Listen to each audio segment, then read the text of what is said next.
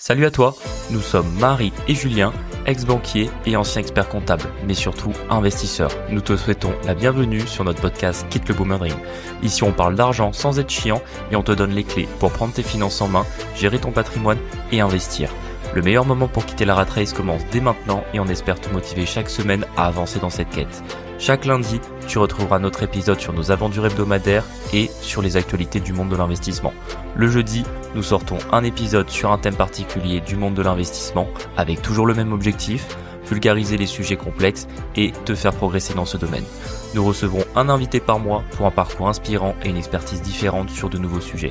Si tu apprécies notre podcast, je t'invite à t'abonner sur la plateforme d'écoute et à nous laisser une note de 5 étoiles, à partager cet épisode et ce podcast à 2 personnes de ton entourage pour nous aider à le faire grandir. On a hâte de te retrouver chaque semaine. Bonjour à tous, bienvenue dans ce nouvel épisode. Salut tout le monde. On est content de vous retrouver cette semaine, comme toutes les semaines. On espère que vous allez bien. Cette semaine... Petit épisode d'actu. Ouais, comme d'hab pour le lundi. Lundi, je pense qu'en vrai, le format comme ça fonctionne bien. Enfin, n'hésitez pas à nous faire vos retours. Tous les retours qu'on a eu pour l'instant étaient positifs. Donc si ça vous plaît pas, c'est le moment de vous manifester. Au moins, ça fait 2 fois dans la semaine. Et comme tu dis, en fait, un trajet en voiture, allez, c'est max une demi-heure. Au moins, ça permet d'écouter et voilà. Donc, oui. D'écouter jusqu'au bout surtout. Ouais, jusqu'au bout surtout. Cette semaine, les actus. Pas tant que ça, en vrai. C'est plutôt calme pour nous, je pense. Ouais, sur notre immobilier, on peut simplement parler d'une copropriété qui a décidé un peu de nous chauffer la tête. Punaise. Alors, c'est toujours les mêmes, hein, c'est Foncia. Ouais, on les cite. Hein. On les cite parce que, c'est pas nominatif, mais c'est vrai que, en fait, on a des bureaux pro. Et en fait, quand on avait visité, ça m'a jamais choqué, mais vu que le propriétaire avant était kiné, ou ostéo, je sais plus, en fait, on n'a jamais remarqué l'odeur parce que ça sentait le médical. Je sais pas si vous voyez quand vous entrez chez le médecin ou chez le kiné, tu sais, il y a toujours... Ça sent l'hôpital. Ouais, voilà, il y a toujours une odeur de sanitaire ou je sais pas quoi. Et en fait, j'avais jamais remarqué que il y avait cette odeur à l'entrée. Et en fait, on y est depuis décembre sur ce truc-là. Et c'est toujours pas réglé. Et cette semaine, on s'est un peu embrouillé avec le mec de la copro parce qu'en fait, il a mandaté un plombier au lieu de déclarer un dégât des eaux. Non, mais attends, on va reprendre le dossier. En fait, effectivement, il y a des odeurs de remontée d'égout dans ces bureaux. Et c'est quand même relativement gênant parce que forcément, il y a des gens qui travaillent, il y a de la clientèle qui vient, etc. Puis même, c'est très désagréable. Et le truc, c'est qu'en fait, je sais que ça vient pas du local en lui-même parce que, en fait, l'odeur ne vient pas des installations. Genre, ça viendrait des WC ou des éviers, etc. On dirait, en fait, ça vient du local. Non, là, l'odeur, elle est située au niveau de la porte d'entrée. Donc, à un endroit, il y a aucune arrivée d'eau et c'est surtout qu'au niveau du plafond il y a des taches qui montrent qu'il y a eu un dégât des eaux. Alors je pense que le dégât des eaux est en partie résolu parce que les taches sont sèches, on n'a pas d'autres traces d'humidité récente, mais ça se voit bien qu'il y a de l'eau qui a coulé au niveau du plafond de l'entrée du local et c'est à cet endroit-là que ça sent. Donc pour moi, à mon avis, ça vient d'un problème d'étanchéité des canalisations au niveau de l'appartement au-dessus des locaux et c'est pour ça qu'en fait on l'a déclaré à la copro. Exactement, parce que si le dégât des eaux ne vient pas de chez nous, ou l'odeur ne vient pas de chez nous, c'est que ça vient de quelque part ailleurs et nous c'est plus notre ressort. C'est ça. En fait, on va jouer les assurances des autres. Et c'est comme ça qu'on avait contacté notre gestionnaire de copro. Bah oui, parce qu'en fait c'est son travail de mettre justement en relation les copropriétaires et de gérer quand il y a des problèmes de dégâts des eaux. En fait, vous payez déjà beaucoup d'argent au syndic, c'est la minimum des choses que justement ils gèrent les relations intercopropriétaires et qu'en plus ils viennent quand il y a ce type de problème, donc notamment un dégât des eaux ou autre. Et le problème, c'est qu'au début il nous a dit que c'était pas lui qui était pas concerné, qu'on avait qu'à nous-mêmes voir. Et sauf qu'en fait, je lui ai expliqué que non, ça venait, on avait un dégât des eaux dans la copropriété, c'était à lui de gérer et de voir. Et en fait, il nous a dit non, du coup, on l'a déclaré à notre assurance. Notre assurance a dit, si, c'est quand même le boulot de la copropriété de gérer ça. Et lui, qu'est-ce qu'il a fait? Du coup, il a mandaté un plombier pour venir voir nos locaux, qui a fait des conclusions. Je sais pas, le mec a dû passer 10 minutes. Il a dit qu'en fait, c'était nos arrivées d'eau le problème. Il a mis du scotch étanche, apparemment, et soi-disant, ça devait régler le problème. Donc, de 1, ça n'a rien réglé. De 2, ces conclusions sont pas bonnes parce qu'en fait, ça vient pas de nos installations d'eau. Et ça, on a fait venir un autre plombier par l'assurance cette fois, qui effectivement a infirmé ce point et a bien dit qu'il y avait besoin de vérifier les installations de l'appartement du premier étage. Et tout ça pour vous expliquer que voilà, avec les copropriétés, il faut toujours vous battre, parce que là en plus, il a voulu nous facturer le déplacement du plombier que lui a mandaté. Donc en fait, il a mandaté quelqu'un qui n'a pas réglé le problème, qui n'a pas identifié le problème, et en plus il veut nous impacter une facture de 200 € pour un rendez-vous de 10 minutes, tu vois. Ah, mais le level supérieur, c'est surtout qu'en fait, on s'est vachement embrouillé cette semaine parce que lui, il comprend pas qu'on veuille pas payer. Et en fait, en l'ayant pris au téléphone, en fait, j'ai capté qu'en fait, il avait compris ce qui s'était passé. En fait, ce qu'il nous avait pas dit, c'est qu'il y avait un dégât des eaux il y a genre quelques temps. Ça, il nous l'a pas dit au début. Il a fait comme s'il découvrait. Oui, comme s'il découvrait le problème, alors qu'apparemment le problème avait été déjà remonté par l'ancien propriétaire. Voilà, exactement. Et en fait, la solution du coup qui est la plus adéquate, c'est de mettre les travaux de changement des vieilles canalisations à l'AG. Et bon, je sais pas combien ça doit coûter, un truc comme ça. Bah je sais pas, je vois même pas ce qu'il entend par travaux, parce que ça veut dire qu'il faut les déterrer, enfin je sais, ouais, ou alors on peut passer par les caves, peut-être qu'il y a des caves dans cette copropriété. Donc sa solution, c'était de mettre du coup à l'ordre du jour en juin pour l'AG les travaux de changement de canalisation. Je dirais, vous auriez pas pu le dire depuis le départ, tu vois, ça nous éviterait d'avoir fait déplacer quelqu'un, fait jouer les assurances. Et tu sais ce que je viens de penser, c'est bien. Il m'a dit quand même de mettre des huiles essentielles. Et j'étais là.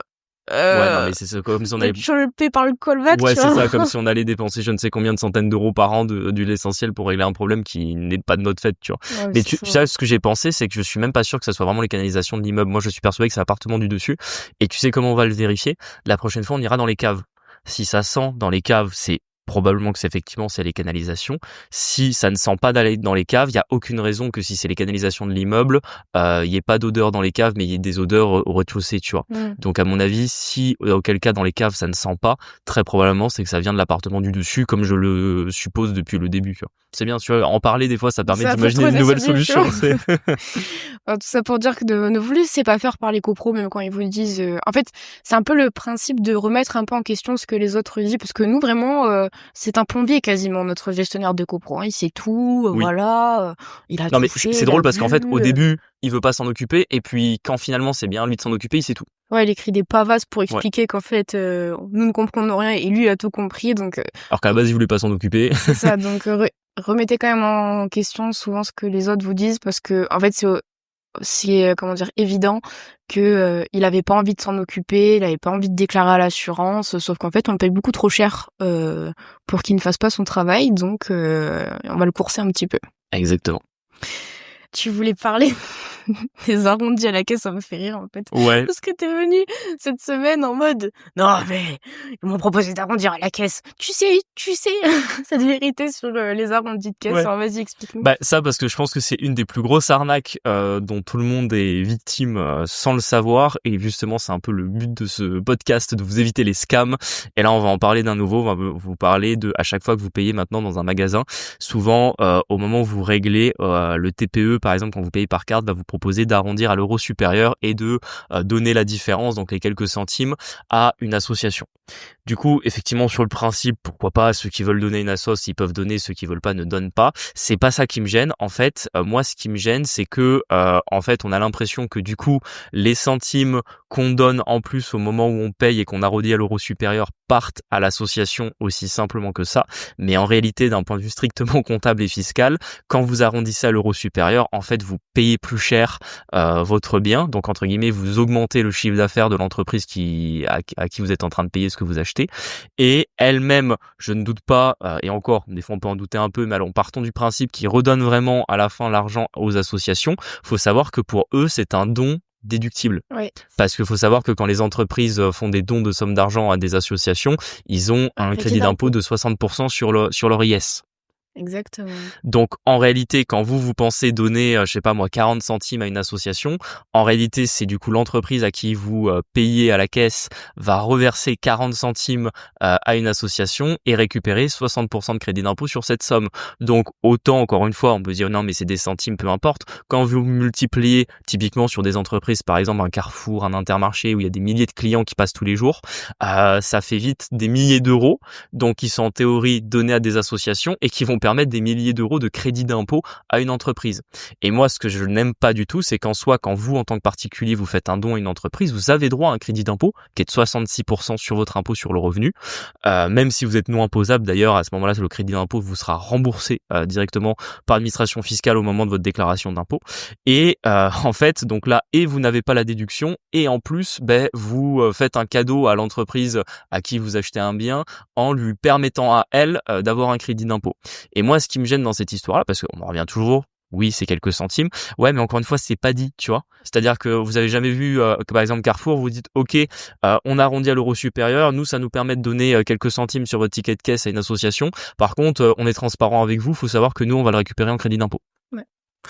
Du coup, enfin, je sais pas, est-ce qu'il faut mettre oui ou est-ce qu'il faut mettre non? Moi, je mets non automatiquement. Moi, je sais que je mets non parce qu'en fait, je trouve qu'on donne déjà tellement au niveau des impôts, etc., que, ok, du caritatif, tu vois, mais pas via des grosses entreprises qui se goinfrent de cette manière, tu vois. Mais c'est ça, parce qu'en fait, c'est toujours pareil. Moi, sur le principe, ok, c'est quelques centimes, pourquoi pas. C'est pas ça, moi, qui me gêne, c'est qu'en fait, il y a hors de question que je participe au crédit d'impôt d'une boîte à qui je suis en train de payer un bien, souvent qui est cher, hein. Par exemple, on va pas se mentir, à Carrefour, à chaque fois que vous payez à la caisse, vous avez l'impression que vous vous faites soulever tellement les différents articles que vous achetez augmentent, et ça, on a vu l'inflation les dernières années. Et puis c'est surtout qu'en plus, ils ne le disent même pas. Encore, ils le diraient, tu peux encore dire ok, bon, t'es au courant de tout, tu mets oui, tu mets non, mais en fait, ils en ont plein de gens en ne le disant pas et en le faisant de cette manière-là. Mais il y a pas, c'est quoi, c'est la DGCCRF? Non, je sais pas. La répression des fraudes. Ouais, c'est ça. En fait, elle doit l'autoriser, ça, je pense quand même. Parce qu'en fait, c'est quelques centimes. C'est comme ça qu'ils réfléchissent. Le préjudice en soi, t'as le préjudice de pas savoir que tes quelques centimes vont permettre quelques centimes de crédit d'impôt à l'entreprise. Le problème, c'est que multiplier ça par des milliers de clients par jour, ça fait des milliers d'euros de crédit d'impôt en plus à la fin de l'année, quoi. C'est vrai. Et d'ailleurs, ça, c'est très récent. Ça fait quoi? Ça fait 3 ans tout pété qu'on a les arrondis. Non, un peu plus, je pense. Non, je pense pas. Moi, je pense que avant Covid, ça n'existait pas. Ah ouais, je sais pas. Ouais. En vrai, je saurais pas dire. Parce que vraiment, maintenant, on l'a dans tous les magasins. Ah ouais? Enfin bref. Vrai. En fait, c'est vrai comme s'il y a des périodes, ouais. C'est pas hyper intéressant, c'était une petite anecdote, mais voilà, je trouve intéressant qu'on en parle aujourd'hui. Ça, je sais pas si vous avez vu cette news passer. Ouais. Ça m'a un peu fait rire. D'ailleurs, merci à Adam qui se reconnaîtra, qui me l'a envoyé, parce qu'au début, j'ai cru à une blague, parce que honnêtement, ça me paraissait tellement gros, je me suis dit, c'est pas possible que ce soit vrai, tu vois. Et il y a quelqu'un qui a trouvé c'est un filon qu'on dit? C'est un agriculteur qui a trouvé un filon d'or. Ouais, en réalité, il y aurait pour quasiment 40 ou 50 tonnes d'or sur ses terres. Donc un agriculteur, je sais pas moi, qui a des prés pour ses vaches, etc. Et l'or est tellement facile à ramasser qu'en fait il a carrément trouvé des pépites de la taille d'une noix dans son jardin, et en fait c'est en cherchant dans la boue qu'il a trouvé son or. Et en fait cette anecdote est incroyable parce qu'encore le fait qu'on trouve un filon d'or en France dans un terrain, etc., ça déjà c'est relativement rare parce qu'on a tous vu dans les films les filons d'or, on trouve ça dans des pays exotiques, en Afrique, pas chez nous, quoi. En Amérique du Sud, tu vois, mais pas en Europe. Normalement il y a quasiment plus de filons d'or. Et le plus gros souci, c'est que là encore on voit à quel point la culture américaine imprègne tout le monde en France, et que notamment le droit américain souvent imprègne la manière dont on voit les choses, parce que forcément beaucoup de gens ont vu des séries à la télé et souvent ont une vision de la justice qui est celle de la justice américaine et pas de la justice en France. C'est comme on a toujours l'impression qu'on va s'adresser à un juge en l'appelant votre honneur, tu vois, alors qu'en réalité aucun juge en France, si vous appelez votre honneur dans un tribunal, le juge va vous dire non mais c'est pas comme ça qu'on s'adresse à un juge, tu vois. Ou par exemple aux États-Unis, souvent dans les procès tout est oral et il y a souvent des accords entre les deux parties. Souvent le juge va dire mettez-vous d'accord, trouvez un arrangement, tu vois. Alors qu'en France, les débats sont la plupart du temps écrits et le juge n'incite pas forcément à trouver un accord entre les parties. Et un autre point de la justice américaine, là encore, qui a un petit peu transcendé la manière dont tout le monde voit la propriété en France, c'est qu'aux États-Unis, quand t'as une maison par exemple sur un terrain, t'es propriétaire de la terre et de tout ce qui est en dessous. Ouais. Et ça veut dire qu'on a tous ces histoires de, je sais pas moi, d'agriculteurs américains qui ont trouvé du pétrole sur leur terre et qui sont devenus millionnaires grâce à ça. Au Texas, c'est ce qui se passe souvent, c'est que c'est assez vaste comme État et c'est surtout plein de pétrole. Et en fait, il y en a, ils ont vu que c'est très aride, ils ont des kilomètres de terrain qui sont pas spécialement... Oui, tu valent rien parce que tu peux rien faire pousser dessus, quoi. Ils ont juste mis leur cabane dessus et en fait, il y a des des puits de pétrole et en fait, il suffit de mettre un fourrage et ils peuvent revendre leur pétrole et c'est comme ça qu'en fait, ils font leur thune. C'est un truc de Exactement. fou. Et le problème, c'est que du coup, les gens imaginent qu'en France, ça fonctionne pareil. Alors que non. En France, au pays du socialisme, votre terre ne vous appartient pas. Tout ce qu'il y a sous votre maison Mais pas appartient à vous, ouais. l'État.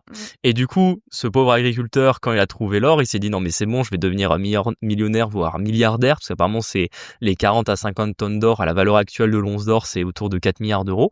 Sauf que ce qui s'est passé, c'est qu'il en a parlé et que du coup, t'as des fonctionnaires qui ont débarqué chez lui en 4x4 avec une mine fermée en lui disant non monsieur, ça vous appartient pas, vous avez interdiction du toucher. Mais tu sais, moi, ce qui me choque un peu dans cette histoire, c'est que, en fait, il en est parlé. Nous, on Mais trouve. c'est parce qu'il sait pas. Mais en fait, exactement, parce qu'il s'est pas assez frotté à l'État français. Exactement. Tu S'il avait vois? eu affaire à des mairies à Enedis, il sait que si vous trouvez de l'or, Qu'il faut surtout surtout vous ne pas leur dites dire, en rien. fait. Mais C'est oui. ça. Et, bon, on peut le dire, en vrai, c'est un boomer. Et c'est pas que c'est mérité, mais d'un autre côté, je me dis, franchement, enfin, c'est trop bête, quoi. Genre, et du Oui. coup, bah, je pense qu'il a pas récupéré son or. À mon Ah non, avis, mais il récupère rien du tout. Je pense qu'ils vont l'État peut-être. va venir chercher, va fourrer dans ses terres. En plus, ça va Oui, être un chantier de je sais c'est pas ça. combien de Je temps. pense qu'il va prendre une indemnité qui va être risible. J'avais vu passer. Alors je sais pas si c'est vrai parce que c'est toujours pareil les articles de presse, mais moi j'ai lu, on va lui reverser 0,5%. Après, bon, 0,5% de 4 milliards, ça fait déjà une somme, mais je veux dire, c'est rien par rapport à ce que lui pensait empocher de ce qu'il a trouvé dans son jardin. Et j'en profite pour rebondir sur un autre point, parce que là aussi, il y a beaucoup de jurisprudence là-dessus. Si vous trouvez un Ouais. trésor dans votre J'y terrain, pensais. pareil, ça vous appartient pas. Là aussi, il y a un régime spécial de l'État. Alors, il y a un partage quand même, mais je suis même pas sûr, là Il y a honnêtement, une taxe libératoire, il me semble. non, la taxe libératoire, c'est quand par exemple tu amènes de l'or pour le revendre et que tu n'es pas capable de donner la date d'acquisition. Parce que normalement, tu as une Ah, plus-value ok. avec un abattement, etc. Et si t'es pas capable de dire quand tu l'as acheté, en fait, à ce moment-là, on t'applique, je crois, 4% de taxe sur ton prix. Genre, c'est pas sur ta plus-value, c'est uniquement sur ton prix. Mais par exemple, sur les trésors, je suis même pas sûr que tu récupères... je pense même pas que l'État fait moitié-moitié avec toi. Je crois qu'il te donne une indemnité plus petite que ça. Donc là encore, si jamais un jour vous avez un pirate qui a enterré un trésor dans votre jardin et que vous tombez dessus, bah là Dites pareil, rien, ouais. dites rien parce que sinon l'État va venir se servir allègrement sur votre butin. C'est quand même bon à savoir. On fait un dernier point, parce qu'on le voit pas mal passer ce truc-là en vrai depuis Ouais, quelque temps. Je ne sais pas pourquoi d'ailleurs, mais je sais pas, ça vient un petit peu à la mode. En tout cas, il y a des questions ouais, il y a dessus. des questions Nous-mêmes, on dessus. nous a posé des questions sur ce sujet-là. C'était pas assez vaste pour qu'on puisse en faire un épisode et c'est justement pour ça que l'épisode d'actu y sert. C'est aussi pour en parler. Le prix in fine, qu'est-ce que c'est? Qu'est-ce que c'est que le prix in fine? Bah, Alors, c'est vrai que c'est pas si courant que ça. C'est en France. Alors, il y a des pays où c'est beaucoup plus répandu. En France, ça ne l'est pas tant que ça. moi, le seul truc que j'avais vu en prix in fine, en fait, c'était les PGE au début. Hein. Au début, en fait, c'était des prix in fine où en fait, ils payaient même pas les Oui, intérêts et en fait, il y avait une date de remboursement à genre 1 an ou 2 oui. ans plus tard. C'est le seul truc. Bon, après, les Après, échéanciers ont été mis en place, ça a été oui. transformé. C'est la seule fois où je l'ai Après, pour le rencontré. coup, les PGE, c'était pas des vrais prix in fine, c'était des prêts avec un différé. C'est encore autre chose. Ah, autant pour moi. Ce qu'on appelle un vrai prêt in fine, c'est-à-dire qu'on vous fait un prêt. En soi, c'est un petit peu une obligation. Si par exemple vous y connaissez un petit peu en bourse, on avait parlé on a déjà parlé des actions, des obligations sur ce podcast. Vous savez, une obligation, c'est vous donner à une entreprise une somme d'argent, charge à elle de vous la rendre au bout d'une certaine durée avec les intérêts. Et un prêt in fine, c'est un peu la même chose, mais délivré par une banque. C'est-à-dire que vous allez voir la banque va vous donner une somme d'argent. Et par exemple, vous avez un prêt in fine sur 10 ans, c'est-à-dire que pendant 10 ans, vous ne payez que les intérêts sur le capital. Et à la fin des 10 ans, vous devez rembourser le capital en une fois. Donc, en une fois, ouais. Et ça, du coup, c'est qui peut l'utiliser? Ça, vous pouvez par exemple, c'est possible pour l'acquisition d'un bien immobilier. Par exemple, honnêtement, c'est parce que le prêt in fine, moi je le recommande pas dans le sens que c'est souvent un peu compliqué à avoir pour les banques. Par exemple, moi quand j'étais banquier, les prêts in fine, on en faisait assez peu et la plupart du temps c'était quand on avait du cash en face. Donc souvent le prêt in fine, ce qu'on faisait, je sais pas moi, le mec il plaçait 1 million dans la banque et on lui faisait un prêt in fine de 700 000 euros à côté. Comme ça, entre guillemets, il récupérait de la disponibilité sur les 1 million qu'il avait placé. Disons que le 1 million était placé à 4%, le taux du prêt in fine c'était 2%. Et grosso modo, ça voulait dire que l'argent qu'il avait placé payait les intérêts du prêt. Et encore, souvent, quand tu le faisais en personne physique, tu te faisais un petit peu avoir parce qu'entre guillemets, tes intérêts sur ton épargne étaient imposés, mais les intérêts de ton prêt in fine, des fois, ils étaient pas déductibles. Ok. Enfin, si c'était pour un investissement, il l'était, mais si c'était pas pour un investissement, il l'était pas. Est-ce que le prix in fine, ça, est-ce que tu penses qu'on peut un peu l'utiliser comme un, tu sais, un financement de BFR en fait, de fonds de roulement? Oui, t'as des boîtes par exemple qui peuvent Moi, comme je me ça dis faire les des très gros, en vrai, c'est ce qu'ils ah oui, doivent tout à faire, fait, en qui font fait. des pré-infinés pour avoir du fonds de roulement, parce que quand t'as un BFR important, effectivement, ça peut être un moyen d'avoir de la trésorerie sur ton compte. Ce qui a surtout, en fait, l'intérêt vraiment du pré-infiné, c'est que vous allez aligner ce que vous rentrez en cash et ce que vous devez sortir en charge. Parce que vous savez, malheureusement, quand vous remboursez un prêt, d'un point de vue fiscal, vous avez deux parties dans votre échéance de prêt. Vous avez la partie intérêt, la partie capital. La partie intérêt est déductible de vos revenus, et ça pour tous les régimes, que vous soyez au En revenu revenu foncier, foncier ou le rang meublé non professionnel, à la SCI, à l'IS, etc. Donc la partie intérêt est déductible, mais la partie capital ne l'est pas. C'est juste un remboursement d'une dette. Du coup, le problème, c'est que des fois, vous avez plus de sorties parce que vous devez rembourser du capital, qu'il ne vous reste de cash par rapport à ce que vous allez devoir payer en impôts. c'est Donc très des fois, comptable tout ça. c'est très comptable, mais c'est assez logique quelque part, dans le sens que qu'est-ce que permet vraiment le prêt in fine, c'est d'augmenter votre cash flow. Parce qu'en fait, vous n'allez payer que des intérêts, et du coup, vous allez avoir un cash flow plus gros. Mmh. Et c'est vrai que ça peut avoir notamment un avantage quand vous êtes dans une stratégie finalement de maximiser le cash flow. On va pas se mentir, moi par exemple, s'il y avait une banque qui me prêtait 5 millions d'euros en prêt in fine sur 30 ans, en fait, je serais je serais le roi du pétrole, parce qu'en gros, on pourrait placer par exemple 5 millions à 10% par an. On payerait au taux actuel, on payerait 4% sur le prêt in fine. Donc entre guillemets, on vivrait avec la différence, on vivrait avec 6%. Il y aurait quelques charges à payer sur les investissements, etc. Mais ça veut juste dire que dans 30 ans, on devrait rembourser les 5 millions, et qu'en plus, très probablement, si on a investi en bourse ou dans l'immobilier, dans 30 ans, on aurait des plus-values par rapport à aujourd'hui. Donc, ça veut dire que dans 30 ans, on n'aurait même pas besoin de tout vendre pour rembourser les 5 millions qu'on aurait empruntés. Moi, je trouve ça très incertain quand même, hein. Tu sais pas ce que tu fais l'année prochaine, C'est tu comme vois? ça que vivent les États. Parce que Ouais, justement, le système des obligations en soi, c'est c'est pareil, c'est c'est du vrai. prêt in fine. Donc non, en réalité, c'est toujours la logique de se dire, ce que tu veux, c'est emprunter sur la durée la plus longue possible. Sauf que par exemple, même si tu fais un emprunt amortissable sur 25 ans, donc ça veut dire qu'à la fin des 25 ans, tu as remboursé toute ta dette, bah le problème, c'est que tu en rembourses quand même chaque année, tu vois. Donc entre guillemets, ta dette, elle diminue même si tu es sur une longue durée. Là, tu peux même imaginer un prêt in fine sur une période très longue. Nous, on faisait même parfois des prêts in fine sur 15 ou sur 20 ans. Perso, 25 ans, 30 ans, je l'ai pas vu. Il y a des pays qui le pratiquent. En Suisse, aux États-Unis, tu peux avoir des prêts in fine sur 30 ans. En France, j'en ai jamais vu. Mais ça permettrait de te dire, OK, on te donne un capital, tu peux vraiment faire ce que tu veux pendant cette période, et charge à toi de le rembourser à la fin. La seule limite que tu vas avoir, et c'est le défaut du prêt in fine, c'est que comme je le disais tout à l'heure, en fait, nous, quand on faisait des prêts in fine, souvent, il y avait Les garanties peut-être? voilà, une garantie sous forme qu'en fait, tu avais du cash déjà que tu devais placer dans la banque, qui n'était pas très rentable. Du coup, ça, c'était un premier problème. Le deuxième problème, c'est que rarement on faisait des prêts in fine sans nantissement, donc sans bloquer une somme d'argent garantie. Et à ce moment-là, on prenait une hypothèque sur le bien. Donc ça veut dire que tu pouvais pas vraiment faire ce que tu voulais du cash, tu devais quand même l'utiliser pour acheter un bien immobilier. Et si jamais tu devais vendre le bien immobilier, tu devais rembourser par anticipation ton prêt in fine. OK, ouais. Donc c'est quand même un bon outil, parce que par exemple notamment quand vous avez des stratégies avec des gros cash flow, moi je vous recommande de rester sur du prêt amortissable, parce qu'au final, et vous avez du cash flow, et en plus vous diminuez chaque année votre dette. Mais maintenant, quand tu es dans des zones où l'immobilier est très cher, par exemple imaginons que tu voudrais faire de l'immobilier à Paris, de l'immobilier dans des grandes villes comme Montpellier, Lyon, Bordeaux, faire du prêt in fine, ça serait quasiment la seule manière d'avoir du cash flow, parce que tu aurais des taux de renta qui seraient relativement faibles, Oui, bah, tu aurais tes charges de ton investissement à payer, taxes foncières, charges de copro, etc. Tu aurais les intérêts du prêt qui seront déductibles aussi, et au moins tu n'aurais pas la ligne remboursement de capital, tu vois, tu ne devrais rembourser qu'à la fin. Et c'est vrai que comme ce sont des villes qui sont assez dynamiques sur l'augmentation des prix, probablement que même si tu gardais le bien 10 ans et qu'à la fin des 10 ans tu le revendais, tu aurais moins à rembourser sur ton prêt in fine que ce que tu avais déboursé à l'origine pour l'acquisition du bien.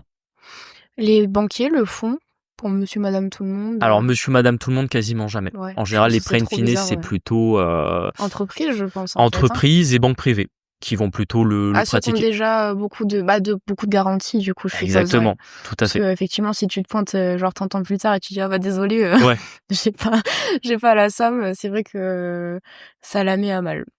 Après, c'est quand même honnêtement un outil qui est intéressant à connaître, particulièrement si vous allez être dans une démarche de création d'un patrimoine important. Il y a un moment donné où ça pourra être envisagé de faire un prêt in fine, ça pourrait être intéressant pour vous. Également de savoir qu'en réalité, il y a beaucoup de pays qui le font. Il y a parfois aussi même des pays qui ont 2 lignes. Ça, c'est quelque chose que vous pourriez faire. Par exemple, si jamais vous aviez un investissement que vous souhaitiez faire en autofinancement et que les taux sont un petit peu élevés, on pourrait par exemple imaginer votre investissement, il vous génère 1 500 € de loyer, vous avez 1 500 € de crédit.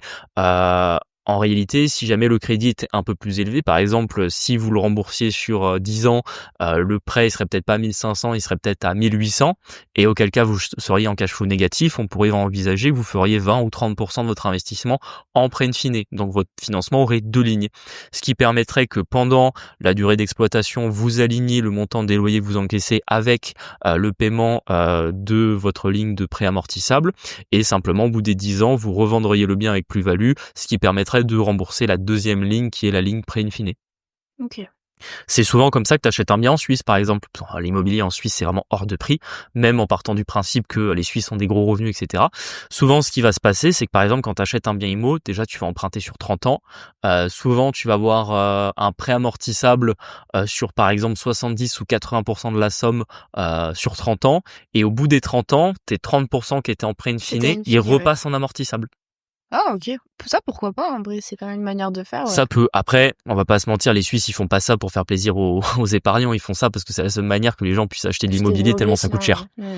Donc, je suis pour dans l'aspect donner le choix, mais la réalité, c'est que plutôt ils ont pas le choix, sinon c'est juste trop cher. T'as les pays anglo-saxons qui le font, par exemple en Grande-Bretagne, aux États-Unis, c'est un peu plus courant aussi de faire des prêts avec 2 lignes. Par exemple, on va pas se mentir, mais même si t'es un giga trader de Wall Street, etc., si tu vas acheter un appartement à New York, à Manhattan, par exemple, t'es obligé de faire ce type de financement. Tu pourras jamais avec un prêt amortissable, même avec les plus gros revenus possibles, payer le prêt tellement l'appartement coûte cher, quoi. Quand tu fais des appartements qui coûtent 100 millions d'euros, Ouais. tu vois, déjà tu dois faire un très gros apport, et même si tu as des très gros revenus de plusieurs dizaines de millions d'euros par an, en général tu feras au moins une partie en prêt in fine.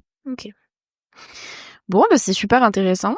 Si vous avez des questions, n'hésitez pas, en vrai. Est-ce que t'as d'autres choses à rajouter? Non, je pense qu'on est arrivé au bout. Ça fait un petit épisode actu court, mais bon, au moins, on espère qu'on a aromatisé votre trajet. N'hésitez pas à nous suivre sur Instagram, sur le compte du podcast Quitte le Boomer Dream, et sur La Foudrerie, où on poste un peu plus de notre vie un peu entrepreneur. On poste 3-4 fois semaine quand même, on maintient un bon rythme là depuis plus d'1 mois. Voilà, en ce moment on n'est pas trop actif en story, mais c'est temporaire pour l'instant. Et n'hésitez pas à mettre 5 étoiles sur les plateformes, ça nous aide beaucoup, surtout sur le niveau de l'algorithme. Et si vous voulez déjà vous abonner à notre chaîne YouTube, donc la chaîne YouTube La Flouserie, parce que on vous l'a promis, la vidéo va arriver, là c'est juste qu'en fait on est tellement débordé qu'on n'a pas le temps de l'enregistrer, mais dès qu'on l'aura enregistré et monté, on sortira notre première vidéo sur YouTube. Ouais. Donc si vous voulez voir ça en avant-première, abonnez-vous, activez la cloche, et comme ça vous aurez une petite notif quand elle sortira. On vous dit à jeudi. À jeudi, salut. Ciao.